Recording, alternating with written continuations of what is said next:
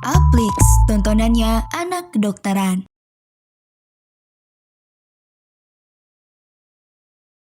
Video e-learning kali ini. Nah, di video e-learning kali ini kita akan bahas tentang gangguan psikotik. Ada skizofrenia, gangguan waham menetap, psikotik akut, dan skizoafektif. Ya, oke, ada pun learning outcomes yang kita bahas. Yang pertama adalah teman UPMETS mampu mengetahui definisi dari gangguan psikotik. Kemudian yang kedua, teman UPMETS mampu mengetahui gejala dan tanda dari gangguan psikotik. Kemudian yang ketiga, teman UPMETS mampu mengetahui terapi dari gangguan psikotik. Ya, outline-nya yang pertama, gangguan psikotik akut dan sementara.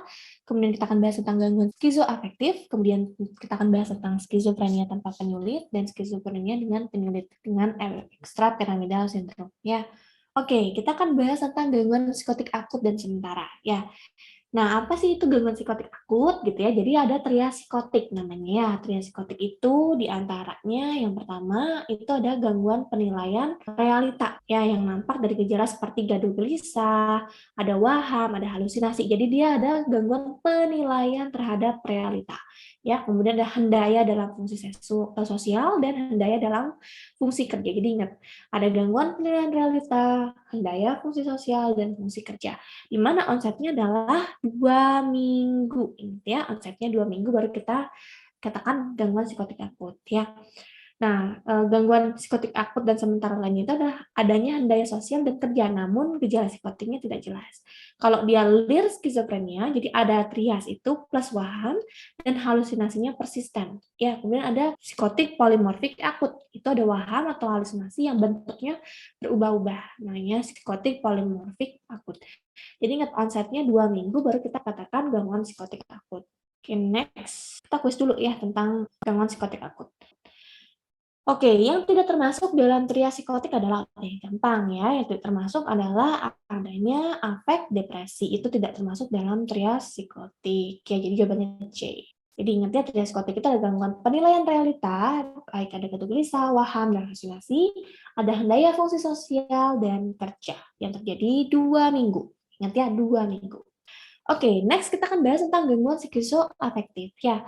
Jadi gangguan skizoafektif itu ada gejala skizo dan afektif yang berbarengan gitu ya. Nanti ada tipe manik, depresi, dan campuran di mana onsetnya itu lebih dari sama dengan 1 bulan gitu ya. Nah, ada gangguan skizoafektif itu adalah diagnosis gangguan skizoafektif yang hanya dibuat apabila ada gejala-gejala definitif adanya skizofrenia dan afektif yang timbul bersama-sama dan dua-duanya menonjol dan tidak dapat digunakan untuk pasien yang menampilkan gejala skizofrenia dan gangguan afektif tetapi dalam episode penyakit yang berbeda. Misal nih ya, dia skizofrenia dulu, terus ada gangguan manik gitu ya. Nah, itu nggak bisa. Ya, kalau onsetnya itu nggak berbarengan, nggak bisa kita katakan skizoafektif. Ya. Nah, bila seorang pasien skizofrenik menunjukkan gejala depresif setelah mengalami suatu episode psikotik, nah itu bukan gangguan skizoafektif, tapi dia depresi pasca skizofrenia. Ya, jadi pokoknya ada gejala afek dan skizo yang berbarengan onsetnya. Ya, timbulnya berbarengan. Itu kata kuncinya ya, minimal terjadi lebih dari sama dengan 1 bulan ya. Nah, nanti ada yang tipe manik. Tipe manik itu fase akutnya tipe manik atau campuran.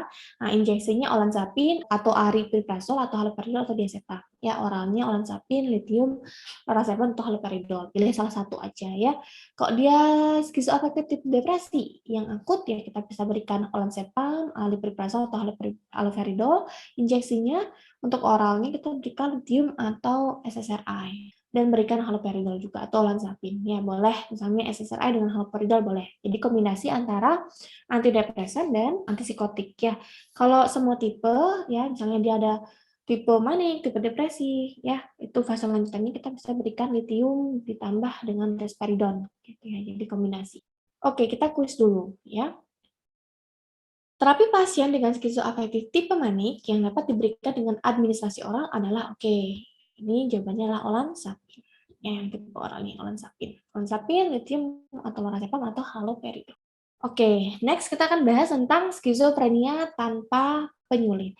Nah, untuk skizofrenia tanpa penyulit itu harus ada minimal 1 atau lebih gejala berikut. Ya, yang pertama, grup A itu adanya talk of echo. Ya, jadi ada isi pikiran yang berulang-ulang. Kemudian talk of insertion, jadi isi pikiran yang asing itu masuk, gitu ada pikiran luar itu masuk. Ada talk of withdrawal, ya isi pikirannya diambil keluar, ya jadi dia seakan-akan pikirannya itu orang lain tuh bisa mengambil pikirannya. Atau thought of broadcasting, jadi si pikirannya tersiar. Jadi orang-orang dia merasa bahwa pikirannya dia bisa diketahui oleh orang lain karena pikirannya tersiar. Jadi ada minimal satu aja ya, minimal satu itu lebih jauh berikut. Jadi thought of echo, thought of insertion, thought of withdrawal, thought of broadcasting, atau thought of insertion. Jadi bisa gejala itu. Kemudian gejala yang B itu adalah adanya delusion of control, jadi dia merasa dikendalikan oleh sesuatu dari luar. Kemudian delusion of influence, dipengaruhi oleh sesuatu dari luar. Kemudian delusion of passivity, dia merasa tidak berdaya atau pasrah. Dan delusion of perception, jadi ada pengalaman intrawi mistik. Dia merasa bahwa dia itu bisa melakukan mukjizat gitu ya. Terus ada halusinasi auditorik, ada waham yang menetap. Ya, jadi minimal satu dari gejala berikut terjadi lebih dari dengan 1 bulan dan ada hendaya. Baru kita bisa tegakkan sebagai skizofrenia. Atau minimal ada 2 gejala dalam waktu 1 bulan terlebih. Yang pertama halusinasi menetap, arus pikiran yang terputus, inkoheren atau neologisme, atau ada katatonik, ya, jadi dia ada gaduh gelisah, ada posisi tubuh tertentu, mempertahankan posisi tubuh tertentu, ada fleksibilitas area, ada negativisme itu bohongnya, ada stupor, dan gejala negatif ya ada apatis, bicaranya jarang, respon emosionalnya menumpul gitu ya. Minimal 2 gejala berikut dalam waktu 1 bulan terlebih, yang berlaku lebih dari 1 bulan dan adanya hendaya. Oke, skizofrenia tampak mirip itu jenisnya banyak ya, ada tipe paranoid. Tipe paranoid itu ada halusinasi auditorik dan waham curiga. Jadi dia ada waham kejar ya yang bersifat pengancam, misalnya dia mau dibunuh sama seseorang gitu, jadi dia curiga sama keluarganya bahwa keluarganya mau meracuni dia gitu ya. Kemudian hebephrenic itu dia suka tertawa sendiri. Nah ini yang kita sering ketemu di jalan-jalan ya, suka tertawa sendiri, suka bicara sendiri, kemudian suka menyendiri, hipobulia ya, tidak bertujuan, afeknya dangkal ya, pokoknya dia nggak mau mandi di jalan gitu ya. Kemudian ada katatonik. Katatonik itu psikomotornya terganggu. Jadi ada fleksibilitas area. Jadi dia tuh mau dibentuk apapun tubuhnya dia diam gitu ya, dan dia mempertahankan posisi tertentu. Kemudian residual itu adalah riwayat pernah skizofrenia minimal 1 tahun dan saat ini muncul gejala negatif. Kalau simple itu tidak ada riwayat skizofrenia dan sekarang hanya muncul gejala negatif. Itu yang skizofrenia simple. Kemudian depresi pasca skizofrenia. Jadi dia dulu pernah ada riwayat skizofrenia, kemudian sekarang itu depresi gitu ya. Kemudian psikotik akut lir skizofrenia. Jadi onsetnya kurang dari 2 minggu namun gejalanya sudah tegak. Kalau psikotik akut polimorfik, onsetnya kurang dari 2 minggu, ada waham dan halusinasi yang beragam. Kalau skizotipal itu orangnya esentrik, mistis ya, suka aneh kayak rambut gimbal, suka pakai kalung, suka pakai cincin, yang mistis-mistis pokoknya ya. Kalau gangguan waham menetap, dia ada keyakinan yang unrealistik, yang bertentangan dengan norma, yang berlangsung lebih dari 3 bulan dan tidak ada halusinasi. Pahamnya sama, tapi menginduksi ke semua orang. Jadi dia biasanya memiliki hubungan data. Jadi dia orang-orang tuh tertular wahamnya, gitu ya. Kemudian ada skizoafektif, ada afek dan skizo yang berbarengan. Ya, onsetnya lebih dari 1 bulan. Nah, itu tipe-tipe skizofrenia ya. Nah, terapi antipsikotik. Jadi ada 2 jalur pemberian, bisa per oral, bisa IM ya. Perhatikan gejalanya. Ada 2 jenis obat, yang tipikal dan atipikal ya. Nah, perhatikan apakah dia didominasi gejala positif, apa dominan gejala negatif, atau gejala campuran. Ya. Nah, kalau misalnya dia tipikal ya, itu dikhususkan untuk yang gejala positif. Ya, contohnya pemberian klorpromazin, haloperidol gitu ya. Nah, kalau untuk atipikal dia boleh untuk gejala positif dan gejala negatif gitu ya. Nah, kalau misalnya dia dominan gejala negatif, kita pilih yang atipikal. Ya, contoh yang atipikal apa? Risperidon, clozapine gitu ya. Nah, tergantung dia dominan gejalanya apa. Kalau gejala positif ya tipikal, kalau gejalanya ada negatif berarti atipikal ya. Oke, nah ini terapi antipsikotik pilihannya ada clotrimazine ya, pilihannya 25 mg atau 100 mg, ada perfenazine, ada trifluoperazine dan haloperidol itu untuk yang tipikal, yang generasi 1.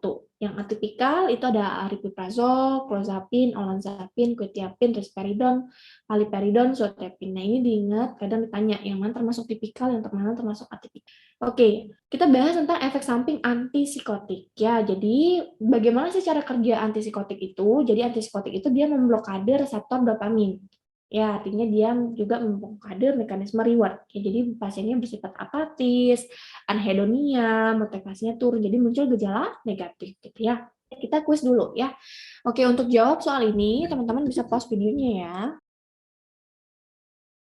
Oke, Nyonya Wardi, 37 tahun, datang diantar keluarganya karena mengamuk sejak 3 minggu ini kepada teman kerjanya. Selain itu, pasien suka melempar barang-barang ke meja kerja temannya ini. Pasien mengatakan sering diejek dan diolok oleh teman kerjanya, padahal hal tersebut tidak pernah terjadi. Pasien juga menjadi tidak pernah mengurus diri sendiri, jarang mandi, jarang mengganti baju, dan sebelumnya tidak ada keluhan gejala ini. Apakah terapi yang tepat pada pasien ini? Oke, dia ada gejala psikotik, ya. Baru terjadi 3 minggu, berarti dia termasuk psikotik akut, ya. Terapinya, kita bisa berikan yang antipsikotik, risperidon. Ya, jawabannya risperidon. Ya. Oke, next kita akan bahas tentang skizofrenia dengan penyulit, atau penyulitnya adalah ekstrapiramidal sindrom. Jadi apa itu ekstrapiramidal sindrom? Itu kita akan bahas ya. Jadi ekstrapiramidal sindrom itu adalah sindrom yang muncul akibat penggunaan antipsikotik. Ya, jadi dia ada efek samping yang muncul akibat penggunaan antipsikotik.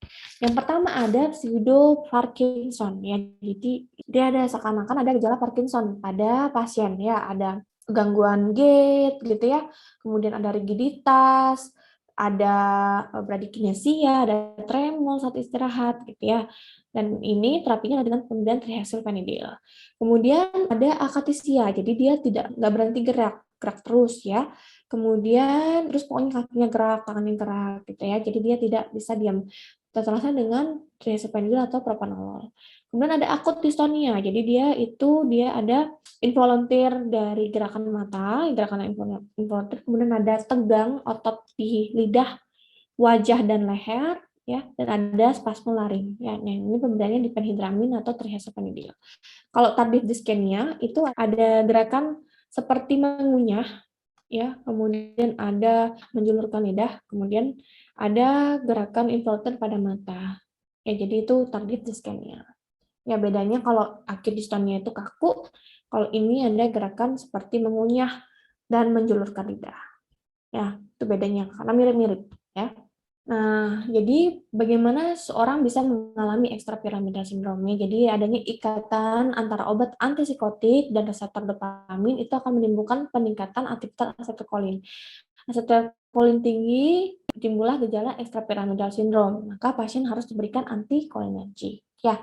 Nah, terapi akutnya apabila terjadi ekstrapiramidal sindrom adalah injeksi diazepam atau diphenhydramin ya, sehingga tidak membuat depresi napas ya. Apabila dia tidak akut, bisa pemberian trihexylphenidil ya sebagai antikolinergik. Jadi ya trihexylphenidil ini kalau diberikan terus-terusan akan terjadi keseimbangan yang terganggu.